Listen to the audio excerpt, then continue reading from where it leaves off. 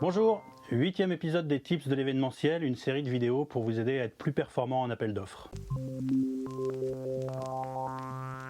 Alors le conseil du jour que je souhaite partager avec vous dans l'écriture de la reco, c'est de hiérarchiser ce qui est essentiel et ce qui est accessoire. On le fait peu en fait en général, et surtout on a une approche un peu empirique avec notamment la notion d'option.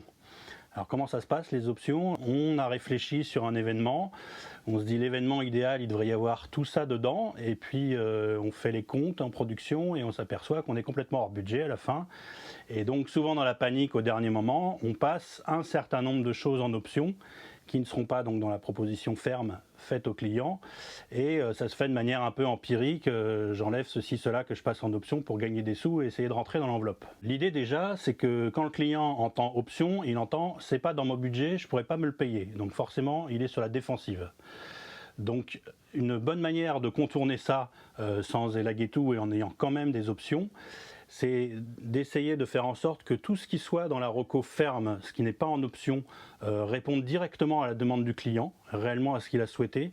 Et ce qu'on met en option, c'est les choses un peu en plus, c'est-à-dire les choses qui ne remettent pas en cause votre concept, le déroulé, c'est vraiment du plus, c'est des petites idées, des choses qui viennent enrichir, mais qui ne sont pas obligatoires, et finalement la reco peut fonctionner sans. Une bonne idée par exemple, c'est de formaliser ça dans la recommandation, en mettant dans une typographie différente ou dans un encadré ces petites idées qui viennent en plus mais qui font pas partie de votre proposition principale. Et comme ça, vous avez un discours qui est clair vis-à-vis du client, c'est-à-dire que tout ce qui répond directement à sa demande est compris dans le budget et dans le budget qui était imparti.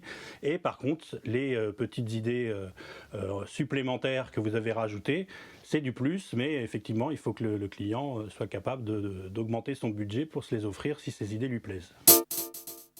Voilà, c'est tout pour aujourd'hui. Merci d'avoir suivi cette vidéo. Commentez, suggérez-moi des nouveaux sujets que vous souhaitez que je traite. Et puis je vous dis à bientôt. Abonnez-vous si ce n'est pas déjà fait à la chaîne. Merci.